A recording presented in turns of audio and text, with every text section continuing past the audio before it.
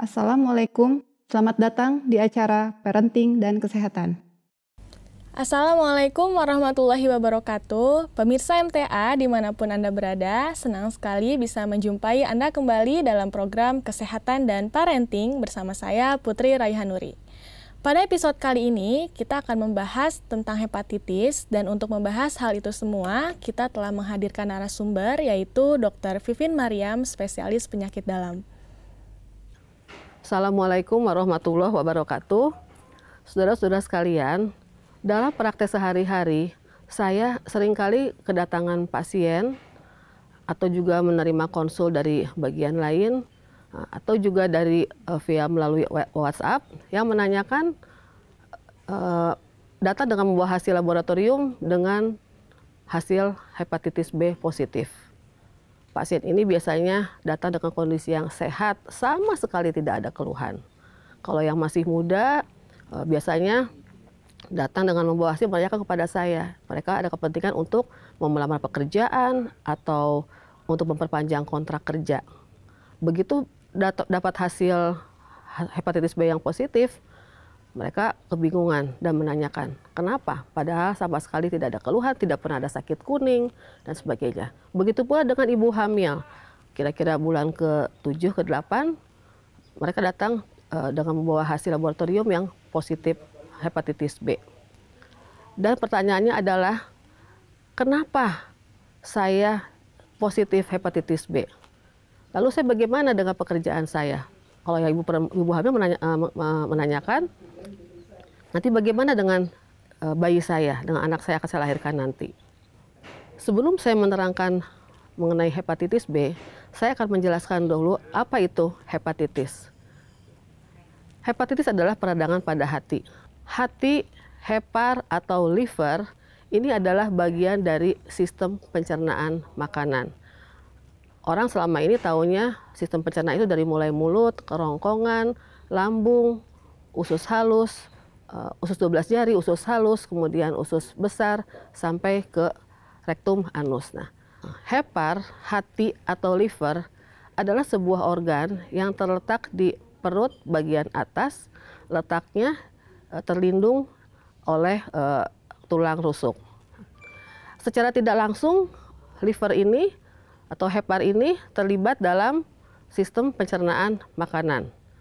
Jadi orang-orang tahunya kan selama ini dari mulai mulut sampai ke usus besar dan seterusnya.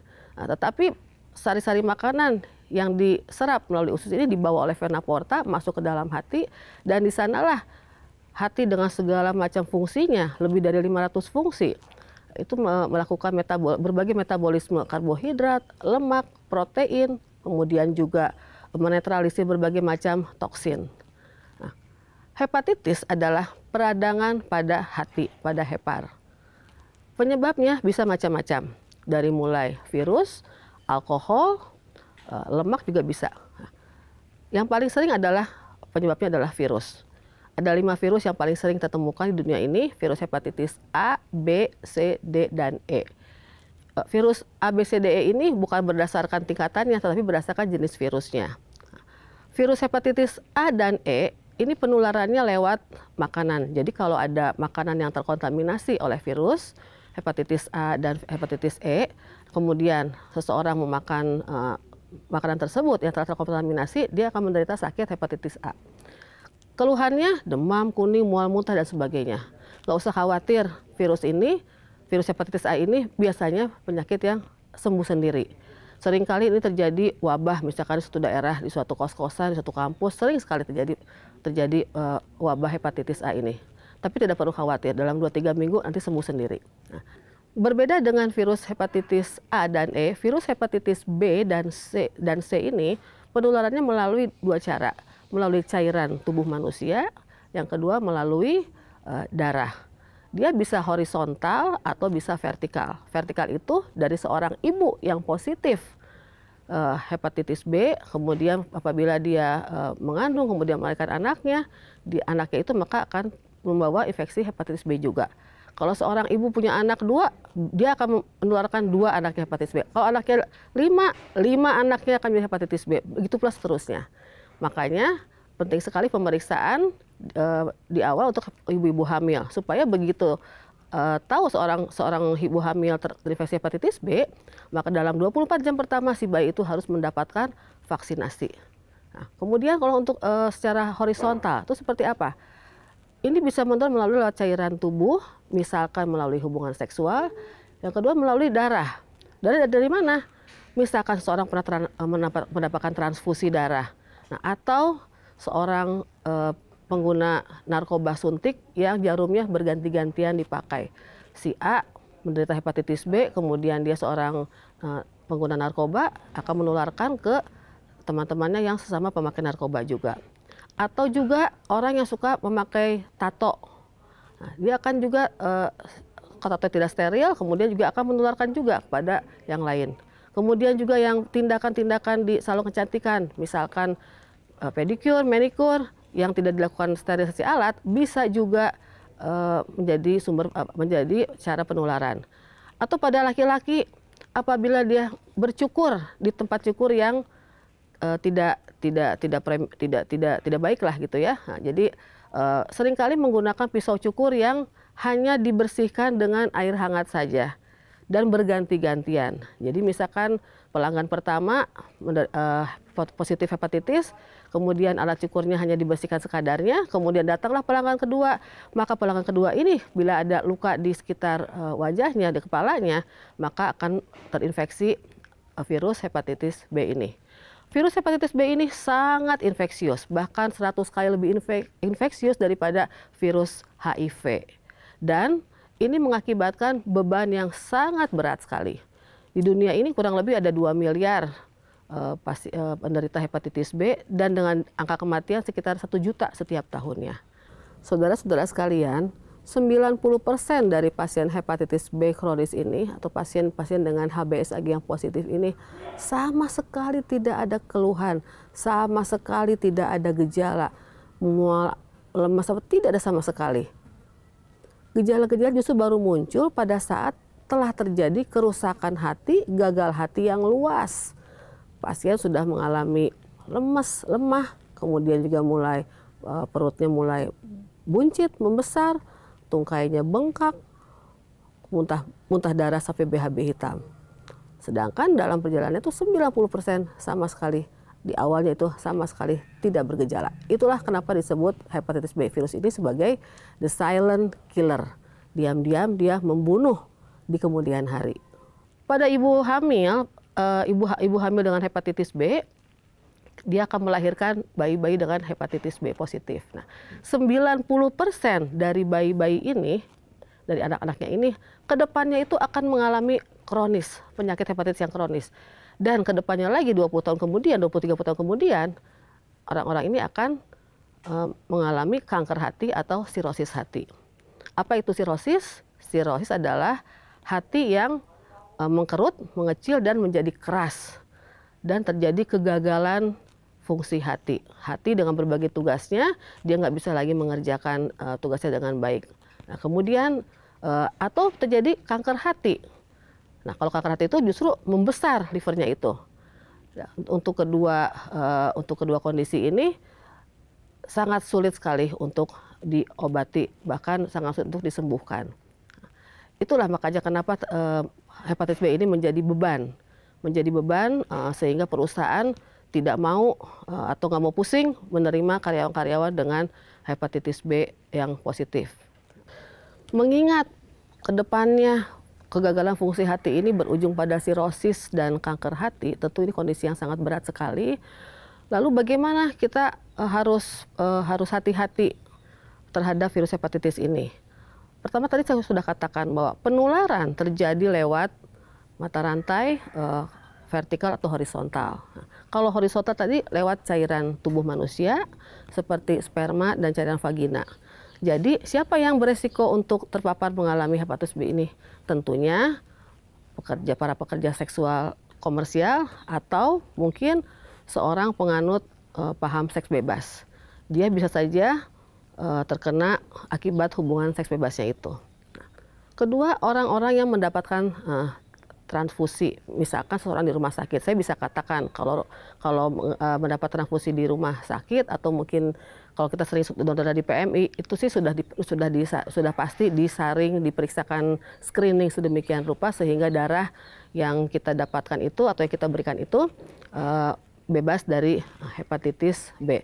Tapi cara-cara tadi itu yang bisa menjadikan mata rantai penularan hepatitis B tersebut. Nah, lalu apa yang harus kita kerjakan? Bagaimana kalau misalkan kita datang, pasien datang ke saya, ini dok hasil lab saya, HBsAg saya positif. Nah, kenapa yang diperiksa HBsAg? HBsAg adalah pemeriksaan marker untuk hepatitis. HBsAg yang positif menandakan bahwa seseorang terinfeksi virus hepatitis B. Lalu apakah semua orang ini harus kita apakan? Nah, kita bisa lihat dulu. Pertama kita nilai. Saya akan meminta pada pasien tersebut perlu pemeriksaan lebih lanjut. Jadi kita harus menilai apakah pasien dengan HBsAg ini dalam posisi hepatitis kronis yang aktif ataukah tidak aktif. Nah, bagaimana caranya? Dibutuhkan pemeriksaan lanjutan. Saya akan meminta untuk dilakukan pemeriksaan HBV DNA. Itu adalah seperti melihat jumlah virus. Nah, semakin tinggi HBV DNA-nya menunjukkan virusnya semakin banyak dalam tubuh seseorang. Kemudian saya akan minta periksa untuk SGOT, SGPT. Ini adalah pemeriksaan biokimia darah di mana menunjukkan ada kerusakan jaringan. Kalau HBV DNA-nya tinggi, artinya virusnya banyak, kemudian sudah terjadi kerusakan hati. Nah, ini dalam pasien ini dalam kondisi fase yang aktif, ini yang mesti diobati. Tetapi kalau misalkan HBV DNA-nya rendah, SGOT masih bagus, dan pasien juga nggak ada keluhan, apa yang mesti kita kerjakan? Kita harus melakukan surveillance. Jadi artinya setiap 6 bulan sekali kita periksakan marker tadi, SGOT, SGPT. Kalau misalkan masih bagus, terus lagi, sampai kapan? Nah, ini dia masalahnya. Kadang-kadang pasien bosen. 3-4 tahun nggak mau periksa, 5 tahun, 6 tahun, tahu-tahu sudah dalam kondisi sudah jelek. Itu kadang-kadang yang membuat kita pasien-pasien itu lalai untuk melakukan pemeriksaan screening tadi. Lalu bagaimana kalau misalkan HBsAg-nya positif, jumlah virusnya banyak, sudah terjadi kerusakan hati. Jadi kita katakan pasien dalam kondisi hepatitis B yang aktif. Orang-orang seperti ini yang infeksius dan menjadi hepatitisnya ini aktif. Ini yang mesti diobati. Ada berbagai macam obat antivirus dan yang memberikan adalah dokter spesialis penyakit dalam. Nah, kemudian sampai berapa lama kita memberikan obat-obat ini pada pasien dengan hepatitis B kronis aktif ini? Tentu ada berbagai macam indikator yang dipakai. Pemeriksaan lab kita lakukan rutin tiap 6 bulan misalkan sampai didapatkan jumlah virus yang turun. Atau sampai terbukti bahwa dalam tubuh kita ini sudah terjadi serokonversi HBsAg yang negatif. Tapi itu sangat susah sekali. HBsAg itu bisa diibaratkan seseorang pernah terinfeksi virus, katakanlah seperti pengalaman saya misalkan, saya dulu pernah terkena bercak minyak panas sampai ada bekasnya. Sekarang nggak ada keluhan sih nggak apa-apa, oke tenang. Tetapi bila ada keluhan sampai semakin dalam lukanya, ini yang berbahaya, ini yang harus terus kita pantau dan kita obati. Bahkan sampai seumur hidup seseorang harus terus-terusan minum antivirus. Dan biasanya sih banyak yang berhasil untuk untuk hepatitis B ini. Jadi seseorang harus minum obat untuk hepatitis B virus ini seumur hidupnya. Targetnya apa?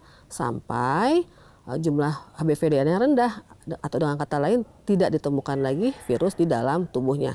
Target kita dalam mengobati orang-orang dengan hepatitis B virus ini adalah jangan sampai ke depannya terjadi kanker hati atau sirosis hati.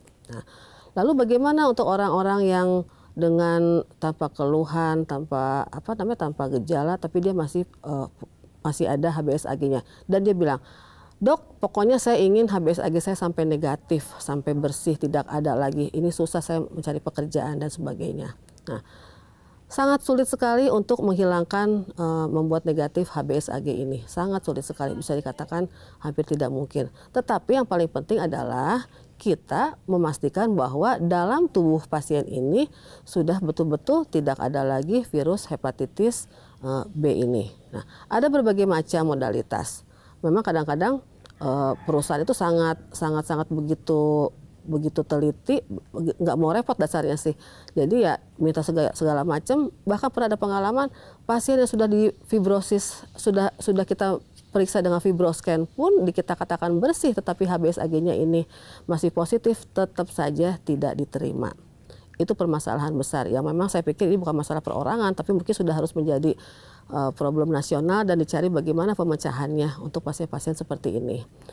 Dan kalau misalkan kebijakan dari perusahaan itu kan kita tidak bisa ikut intervensi.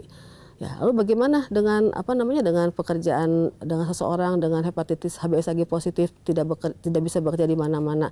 Padahal jelas-jelas cara penularannya bukan lewat makanan, bukan lewat gesekan-gesekan, bukan. Ya mungkin salah satu alternatifnya adalah bahwa orang dengan HBsAg positif ini harus bekerja secara mandiri, berwira swasta secara mandiri. Tidak bergantung pada perusahaan lain. Oke, sekarang bagaimana kita tahunya bahwa kita ini menderita hepatitis B? Tahu dari mana? Pertama ada kelompok risiko tinggi. Misalkan seseorang dengan riwayat di keluarga ada kanker hati, ada sirosis hati. Kita harus cari ke atas apakah bapak ibu kita ada yang sakit hepatitis B, saudara-saudara kita, kakak adik kita. Kalau memang kita ternyata positif, kita periksa ke dokter, itu gampang sekali cukup dengan HBsAg di awal. Nah, kalau sudah positif, nah kita harus betul-betul hati-hati. Kita harus memonitor bahwa kita ini hepatitis B ini harus dimonitor ketat sedemikian rupa, harus kontrol ke dokter. Diikuti terus pasien seperti ini sampai betul-betul nanti terbukti bahwa dia hepatitis B tidak aktif. Nah itu, kemudian siapa lagi yang harus diperiksa? Memang sih idealnya kalau bisa semua orang ya, tapi kan tidak mungkin, terlalu mahal, terlalu besar biayanya. Faktor risiko yang lain apa? Para mohon maaf pekerja medis, kemudian juga mohon maaf pekerja seks komersial, kemudian para pelaku seks bebas, para pengguna narkoba, itu kelompok yang beresiko tinggi untuk mengalami infeksi hepatitis B. Dan hati-hati, kalau sampai kelompok ini tidak tahu dirinya hepatitis B positif, dia akan menjadi sumber penularan bagi orang lain. Dan itu sangat merugikan dan terus tidak akan terputus mata rantai penularan ini. Terhadap pasien-pasien yang hepatitis B-nya ini negatif atau HBsAg-nya negatif, apa yang mesti dikerjakan? Misalkan seorang tenaga kesehatan, dokter, perawat bidan, temukan HBsAg-nya negatif. Nah, apa yang mesti dikerjakan? Terhadap kelompok ini tentunya harus dilakukan vaksinasi untuk hepatitis B ini. Nah, kemudian bagaimana pada bayi-bayi dengan ibu yang hepatitis B-nya positif? Segera sebelum 24 jam pertama, bayi-bayi ini harus segera mendapatkan kekebalan terhadap hepatitis B ini. Nanti akan dipantau terus oleh dokter anak. Berapa kali dia harus divaksin hepatitis B. Nah, untuk yang pasangan, misalkan ada calon pengantin misalkan, itu juga harus dilakukan screening hepatitis B. Misalkan salah seorang dari calon pengantin tersebut katakanlah menderita hepatitis B, tentu harus kita cari tahu dulu apakah ini kondisi dalam hepatitis B yang aktif ataukah tidak aktif. Sekali lagi, kalau misalkan aktif harus diobati karena ini bisa menular melalui hubungan seksual. Jangan sampai nanti pasangannya terkena. Dan untuk pasangannya, misalkan dia untuk pasangannya yang tidak infeksi hepatitis B ini, tentu harus dilakukan imunisasi. Nah, lalu sekarang sering sekali saya mendapat pertanyaan. Tadi dokter mengatakan penularan melalui cara cairan tubuh manusia.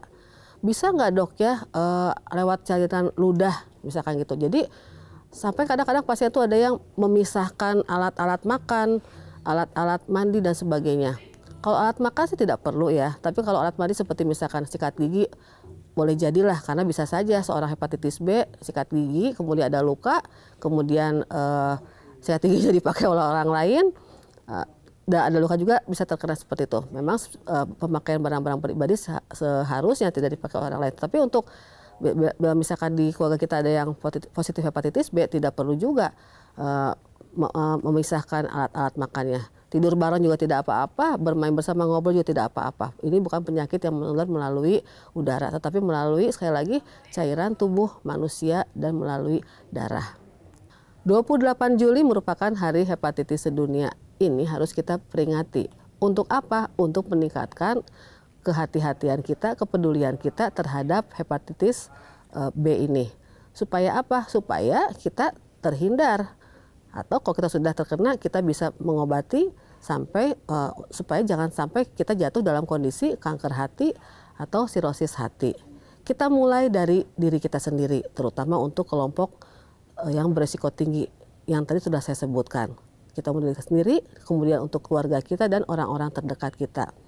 Lalu untuk bagaimana untuk kelompok yang tidak berisiko tinggi, merasa baik-baik saja, tidak ada salahnya untuk tetap dilakukan screening berupa pemeriksaan HBsAg. Ini pemeriksaan yang mudah dan tidak mahal, bisa didapatkan di laboratorium dimanapun juga, bahkan di puskesmas pun sudah ada pemeriksaan HBsAg ini. Saudara-saudara sekalian, hati adalah organ yang kita miliki.